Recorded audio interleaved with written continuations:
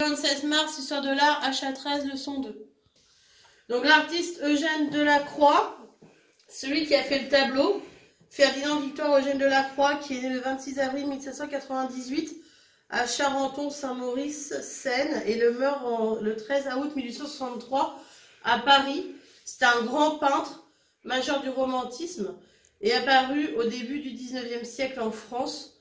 Donc Delacroix abandonna à la tradition académique, sacrifia le dessin à la couleur et suivant un mouvement semblable à celui qu'il accomplissait alors dans la poésie, produisit une foule d'œuvres fort admirées des uns, fort critiquées par d'autres. C'était un génie. Il a laissé de nombreuses œuvres engagées qui étaient souvent en rapport avec l'actualité. Par ailleurs, grâce à un voyage en Afrique du Nord, il fut l'un des premiers artistes à aller peindre l'Orient d'après nature. La liberté guidant le peuple est un tableau très marquant d'Eugène Delacroix. Il s'est d'ailleurs trouvé sur des timbres postaux français et avant le passage à l'euro sur le billet de banque de 100 francs. Il a également été plagié un certain nombre de fois dans beaucoup de pays à travers le monde. Plagié, ça veut dire copier. Donc je vous ai mis plein d'exemples sur le billet. Donc là, vous avez Eugène Delacroix, son portrait. Là, donc, vous avez ici Eugène Delacroix avec la liberté guidant le peuple, ici, sur le billet de 100 francs, avant que ça passe. Et puis, cette Marianne a été reprise de nombreuses fois sur les timbres, les cartes postales. Ici, ça a été repris sur plein d'affiches. Et ça a même été complètement transformé sur plein de modèles. Voilà. Donc nous, le modèle que l'on aurait dû faire, mais bien sûr qu'on ne va pas faire. Donc en fait, leçons 3 et 4, ils n'existeront pas, puisqu'ils devaient être faits avant les vacances. C'est un travail de groupe ensemble. Donc je vais vous faire voir à quoi ça aurait dû ressembler. Notre travail, en fait, ça aurait dû être de refaire ce dessin. Et bien sûr, on ne pourra pas le faire. Quelque chose qui ressemble à ça, hein, quelque chose de complètement plagié. Et on ne pourra pas le faire parce qu'on n'est pas en classe. Donc tant pis, ce travail ne sera pas du tout fait cette année. Donc l'histoire du tableau et ses conditions de réalisation. S'il ne s'engage pas dans la bataille, Eugène Delacroix est un témoin attentif des Trois Glorieuses. Nous avons été pendant 3 jours au milieu de la mitraille et des coups de fusil, car on se battait partout. Le simple promeneur comme moi avait la chance d'attraper une balle, ni plus ni moins que les héros improvisés qui marchaient à l'ennemi avec des morceaux de fer emmanchés dans les manches à balai. Fasciné par l'enthousiasme des manifestants, il décide très vite de représenter la violence des événements et de montrer la bravoure du peuple français lors des combats dans les rues de Paris. Il peint son tableau en 3 mois. Malgré sa grandeur, il a quand même été très très vite à le peindre. Imprégné des idées de la Révolution française et probablement fidèle au bonapartisme, Delacroix entend exalter la fraternisation des Français autour du drapeau tricolore, symbole de leur unité. Il est peu probable qu'il ne se soit représenté sous les traits d'un bourgeois, un artisan en réalité, à droite de la liberté comme on a pu le supposer. J'ai entrepris un sujet moderne, une barricade, et si je n'ai pas vaincu pour la patrie, au moins peindrai-je pour elle. Cela m'a remis en belle humeur. Voilà la lettre du 28 octobre 1830 adressée à son frère, le général Charles-Henri Delacroix. Donc ce tableau est une allégorie de la liberté, ça veut dire que ça représente la liberté. C'est ce qu'il aurait aimé qu'on retienne de cette révolution, c'est la liberté qui en a suivi. Le point de vue d'Alexandre Dumas, donc un contemporain. La liberté franchit une barricade au milieu du feu, elle est escortée par les gamins et les hommes du peuple, ces véritables combattants de juillet. Regardez ce tableau avec soin, il a une grande qualité, c'est de vivre de la vie de 1830, c'est de respirer l'atmosphère chargée de poudre des 3 jours, c'est de grouiller sous le soleil de juillet. Ah, regardez cela, ce sont de vrais pavés, de vrais gamins, de vrais hommes du peuple. Et les soldats, comme ils sont bien tués, voyez le cuirassier du coin. On dit que Delacroix n'a pas voulu faire une liberté et la preuve qu'on a donnée, c'est qu'il lui avait mis à la main un fusil et non un pic. Delacroix ne lui a pas mis un pic parce qu'il n'y a pas voulu qu'on la confonde avec la liberté de 1792. Mais cette liberté-là n'est pas ma liberté classique, c'est une fille du peuple qui combat. Alexandre Dumas, Delacroix, Paris, 10 décembre 1864. Alexandre Dumas est un écrivain qui est proche du mouvement des romantiques. Donc voilà, il décrit ce tableau ici. Donc si vous voulez aller plus loin, vous pourrez regarder sur le canal éducatif ici, vous avez le lien. Et vous regarderez d'où vient l'erreur et la conclusion. C'est pour mieux comprendre si vous voulez. C'est pas obligatoire. Gavroche sur les barricades. Donc on a dit que Victor Hugo s'était inspiré du personnage qui était à côté de la liberté.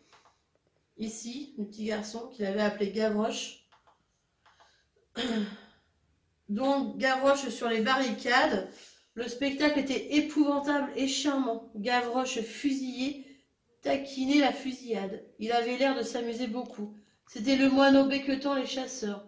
Il répondait à chaque décharge par un couplet. On le visait sans cesse, on le manquait toujours. Les gardes nationaux et les soldats riaient en l'ajustant. Il se couchait, puis se redressait, s'effaçait dans un coin de porte, puis bondissait, disparaissait, reparaissait, se sauvait, revenait, ripostait à la mitraille par des pieds de nez. Et cependant pillait les cartouches, vidait les gibernes et remplissait son panier. Les insurgés haletants d'anxiété le suivaient des yeux. La barricade tremblait, lui il chantait. Il n'était pas un enfant, ce n'était pas un homme, c'est un étrange gamin fait. On eût dit le nain invulnérable de la mêlée. Les balles couraient après lui, il était plus leste qu'elle, il jouait on ne sait quel effroyable jeu de cache-cache avec la mort. Et c'est écrit par Victor Hugo dans Les Misérables en 1862. La 5e partie, livre 5, chapitre 15. Donc, on voit bien qu'ici, Gavroche, dans Les Misérables, il est représenté comme un gamin fougueux qui va, lui, arriver à toucher du monde, mais lui, on ne touche jamais. Il est un peu invulnérable, hein, c'est un peu le héros de l'histoire. On a beau lui tirer dessus, bah en fait, il fait des pieds de nez, c'est-à-dire qu'il se moque un peu de ceux qui lui tirent dessus, parce que de toute manière, rien ne l'atteint. Donc relève les mots ou expressions indiquant que le spectacle était épouvantable, donc vous cherchez dans ce petit texte. Pourquoi Victor Hugo écrit-il aussi que le spectacle était charmant? Dans quel sens emploie-t-il ce qualificatif? Donc pourquoi il dit charmant alors qu'on est en pleine guerre? Par quel verbe Victor Hugo décrit-il tous les mouvements de Gavroche? Donc vous pouvez les souligner dans le texte, tous ces verbes qui vont nous faire voir que Gavroche, ce petit garçon, fait tout un tas de choses pour éviter les balles. Pourquoi dit-on que Victor Hugo se serait inspiré du tableau de Delacroix? Donc essayez de relever d'une autre couleur dans le texte, ce qui vous permet de vous dire que ça ressemble un peu au tableau de Delacroix. Donc vous coupez la vidéo, vous essayez de réfléchir et puis je vous donne la réponse. Donc dans le 1, Gavroche fusillait, taquinait la fusillade, on le visait sans cesse. Les insurgés haletants d'anxiété le suivaient des yeux. La barricade tremblait, les balles couraient après lui. Il jouait on ne sait quel effrayant jeu de cache-cache avec la mort. Donc on voit bien que c'est épouvantable. Le mot charmant est ici à prendre au premier sens, attirant, captivant. Pour lui, les insurgés comme les soldats de la garde sont subjugués, fascinés par les virevoltes de Gavroche. Ils sont tous en train de le regarder, ils sont fascinés par tous ces mouvements. Dans le 3, c'est tout ce texte-là. Il se couchait, se redressait, s'effaçait. Donc c'est très très long jusqu'à panier. Donc il se couchait, puis se redressait, s'effaçait, puis bondissait, disparaissait, reparaissait, se sauvait, revenait.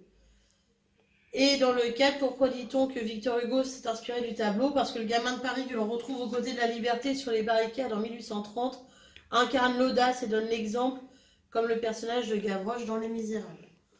Voilà pour ces explications. Je sais qu'ensemble en classe, ça serait beaucoup plus simple. Donc, dans la leçon 3 et la leçon 4, voilà ce qu'on aurait dû faire. On aurait dû se munir d'un appareil photo, prendre une photo par groupe pour représenter la scène, faire la photocopie de ce dessin d'origine, couper les têtes, vos têtes à vous, les remettre sur l'image et avec nos feutres colorier de manière à représenter l'image en finale. C'est ce qu'on aurait dû faire, mais on ne le fera jamais, en tout cas pas cette année.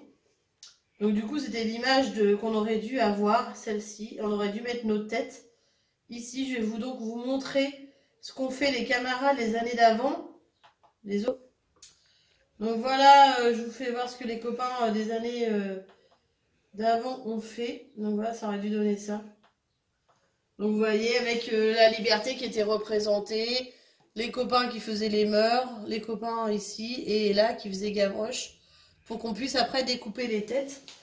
Donc je vous fais voir les groupes des années d'avant. Voilà. Et du coup, on va obtenir... Après, chacun avait sa feuille. Et on a donc découpé les têtes pour les remettre sur nos personnages, sur les feuilles. Et on a colorié. Voilà ce que ça donne. Ce que vous auriez dû faire. C'est bien dommage, c'est un exercice intéressant. Donc voilà.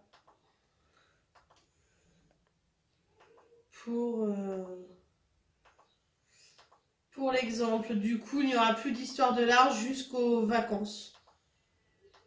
C'était la dernière fois. Merci.